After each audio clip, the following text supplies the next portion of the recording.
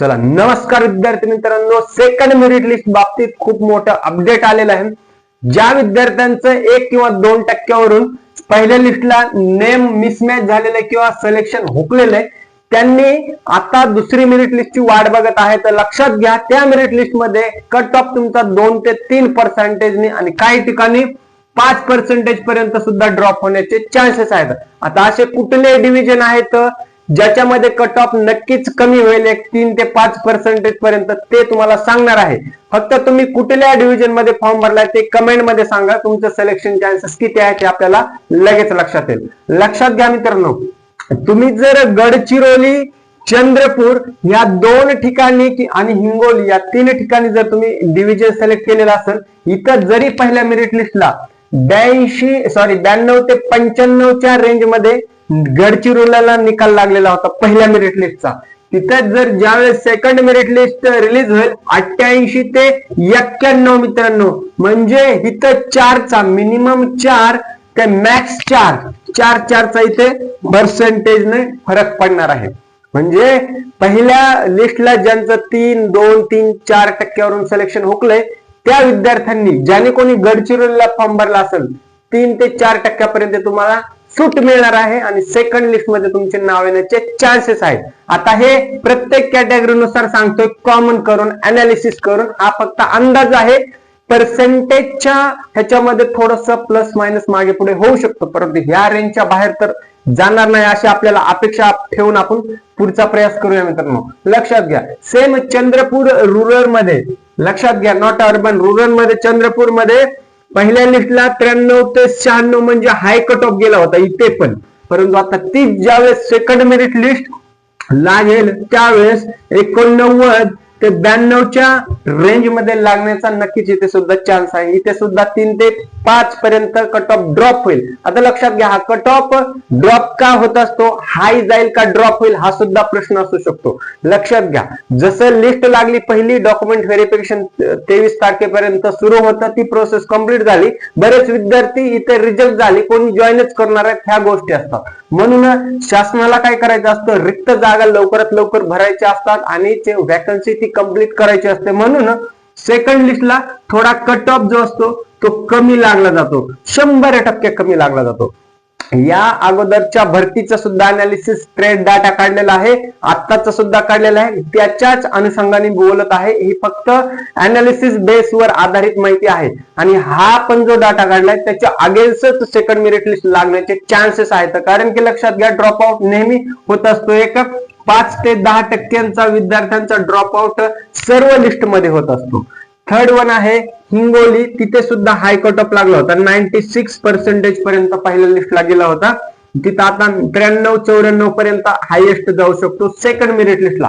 याच्यामध्ये सगळ्या कॅटेगरी आल्या, तुमचं ओपन असेल, SC, ST, PWD and other GOBC, ह्या ज्या कॅटेगरी आहेत ह्या रेंज मध्ये लागण्याचा नक्कीच इथे चान्सेस आहेत. म्हणजे इथे सुद्धा 3 ते 4%चा ड्रॉप आउट पर्सेंटेज मध्ये नक्कीच होईल मित्रांनो. म्हणून इथे सुद्धा विद्यार्थ्यांना चान्सेस आहेत.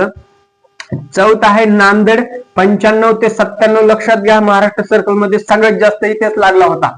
म्हणजे 97 म्हणजे जवळपास 100% वरच इथं कट ऑफ लागल्यासारखे, नॉट 100 बट 97 3% वरून. परंतु इथे हाय जरी कट ऑफ लागला असला तरी लक्षात घ्या मित्रांनो, इथे सुद्धा 94-95 पर्यंत कट ऑफ येऊ शकतो. दुसरं आहे धाराशिव, मराठवाड्यामधलं, 94 ते 96. इथे बी कमी कट ऑफ लागला अशी आपल्याला अपेक्षा होती, परंतु इथे सुद्धा पहिल्या लिस्टला हाय लागलेला होता. तरी सुद्धा याच्यामध्ये घट नक्कीच होणार आहे. 93-94 पर्यंत सेकंडला इथे सिलेक्शन चान्सेस आहेत. आता मग ज्यांचे 90 आहे तर त्यांनी काय करायचं, जशीच सेकंड मेरिट लिस्ट लागली, डॉक्युमेंट व्हेरिफिकेशन प्रोसेस झाली, थर्डचा जसा जसा टाइम पिरियड कमी होईल तसं किती विद्यार्थी ड्रॉप आउट होतात हे नक्कीच कळतं आपल्याला मित्रांनो. शासन सुद्धा इनडायरेक्टली पब्लिश करत असतं किती कट ऑफ जाऊ शकतो, त्याच्या अगेन्स्ट सगळ्या गोष्टी सांगेल. परंतु थर्ड मेरिट लिस्टला इथे 90 पर्यंत सुद्धा चान्सेस आहेत. लक्षात घ्या, 88 सुद्धा इथे होऊ शकतं, कारण की पहिल्या मेरिट लिस्टला जो कट ऑफ हाय गेलेला होता तो सेकंडला 3 ते 5च्या दरम्यान कमी होणार आहे सगळ्याच कॅटेगरी मधल्याला.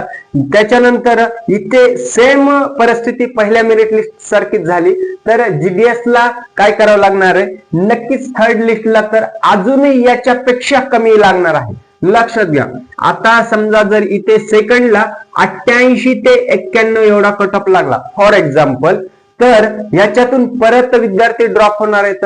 ते कशात, ते डॉक्युमेंट व्हेरिफिकेशन मध्ये होणार आहेत, काहींचं मिसमॅचिंग होणार आहे, काही लोक जॉब जॉईन करणार आहेत नाहीत, हे वेगवेगळे कारण आहेत. म्हणजे इथं परत 85 किंवा 84 ते 87 पर्यंत थर्डला इथे सुद्धा लागू शकतो. म्हणजे बघा, जशी लिस्टची संख्या वाढली म्हणजे सेकंड थर्ड फोर्थ, जशी जशी मोठी लिस्ट येईल म्हणजे जास्त मोठ्या नंबरची थर्ड फोर्थ फिफ्थ असं तसं करत करत कट ऑफ पार 80 पर्यंत सुद्धा येऊ शकतो तो कॅटेगरी वाल्या विद्यार्थी मित्रांचा. ओपनला 80 पर्यंत येणं शेवटच्या लिस्ट पर्यंत सुद्धा थोडस कठीण आहे, परंतु आपण ते डायरेक्ट सांगू शकत नाही, मे बी येऊ शकतं. लक्षात घ्या. मागच्या काही भरतीचा जर अभ्यास केला किंवा चेक केलं तुम्ही तर 75 वाल्यांचं सुद्धा सिलेक्शन झालेलं आहे, 80 वाल्यांचं सुद्धा सिलेक्शन झालेलं आहे, परंतु हे खूप रेअर केस मध्ये आहे. लक्षात घ्या. इथे 75-80 वाल्यांना खूप कमी चान्स असू शकतो, परंतु त्यांनी सुद्धा घाबरायचं नाही. 2027 ला परत भरमसाठ वॅकन्सी येणार आहेत, काळजी बिलकुल करायची नाही. आता 28,000 आहेत तर पुढच्या वर्षी 35,000 पर्यंत येऊ शकतात, काळजी बिलकुल करायची नाही. फक्त तुमचं 1 वर्ष तुम्हाला वेटिंग पिरियड करावा लागेल, तो विषय वेगळा. नंतर आहे मराठवाड्यातलं बीड जिल्हा, बीड डिव्हिजन. इथे सुद्धा हायेस्ट कट ऑफ लागला होता, 97 पर्यंत जवळपास गेलेला होता. तिथे सुद्धा 94 पर्यंत जे असतील, 94 किंवा 95 ओपन पासून कॅटेगरी मधले विद्यार्थी त्यांना या पर्सेंटेजच्या रेंज मध्ये असाल तर तुम्हाला इथे नक्कीच चान्स आहे सेकंडला.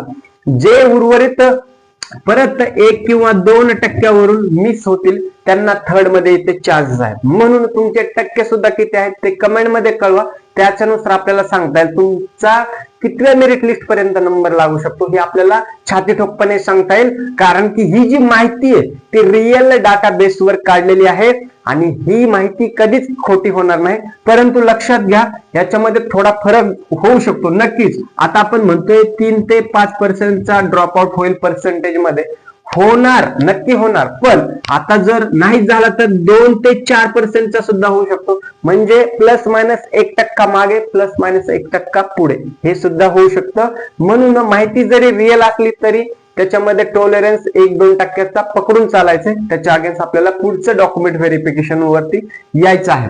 आता हे झाले जिथं कट ऑफ थोडासा ड्रॉपआउट जास्त होणारे जिल्हे हेच आहेत, जरी इथे फर्स्टला मेरिट लिस्ट जास्त लागली असली तरी सुद्धा. आता दुसरा प्रश्न येतो, ऍज इट इज किंवा रिमेन सेम, कुठला प्रश्न, कुठला डिव्हिजन राहू शकतो? कुठले आहेत डिव्हिजन? तुमचं पुणे झालं, नागपूर झालं, मुंबई झालं, नागपूर सिटी म्हणत आहे मी, नॉट अ ग्रामीण, नागपूर सिटीला cut off as it is राहण्याचे चान्सेस आहेत. म्हणजे किती? 97 लागत असेल तर 97, असं बिलकुल नाही. तिथे सुद्धा नक्कीच कट ऑफ कमी होणार 1 ते 2%, परंतु कारण इथे हाय मेरिट लिस्ट गेलेला आहे, कारण हे हाय प्रोफाईल सिटी आहेत. लक्षात घ्या. म्हणून पुणे, मुंबई, नागपूर अशा ठिकाणी ज्यांनी फॉर्म भरलाय आणि त्यांचं 1 किंवा 2% पहिल्या मेरिट लिस्टला नाव फेल आलेलं आहे किंवा त्यांचं लिस्ट मध्ये नाव आलेलं नाही, त्यांनी सेकंड लिस्ट मध्ये यांना सुद्धा चान्सेस आहेत. लक्षात घ्या. मग आता ज्यांनी पुणे आणि मुंबई सारख्या ठिकाणी फॉर्म भरला आणि त्यांना 90% असतील, मग त्यांनी काय करायचंय? त्यांचं नावच येणार नाही का? चान्सेस आहेत त्यांचे सुद्धा, परंतु त्यांना वेट करावं लागेल. कारण आता सेकंड लिस्ट लागल्याच्या नंतर तिथे किती कट ऑफ लागते त्याच्या अगेन्स्ट थर्ड आणि फोर्थचा कट ऑफ परत 1 किंवा 2% पर्यंत खाली येण्याचे चान्सेस असतात, बरोबर की नाही? म्हणून जेवढ्या काही लिस्ट लागतात तोपर्यंत तुम्हाला तिथे वेट करावं लागणार आहे. म्हणजे जरी सेकंड मध्ये नाव नाही आलं, हे बघा, सेकंड मध्ये नाव येण्यासाठी तुम्हाला जेवढे जास्त पर्सेंटेज असते तेवढं चांगलं. आणि ज्यांचं पहिल्या मेरिट लिस्ट मध्ये 1 किंवा 2% सिलेक्शन फेल झालेलं आहे त्यांचं इथं सिलेक्शन चान्सेस 99% नक्कीच असणार आहेत मित्रांनो. कारण की का? कट ऑफ 1 ते 2% प्रत्येक डिव्हिजनचा नक्कीच 100% खाली येणार, म्हणजे येणार.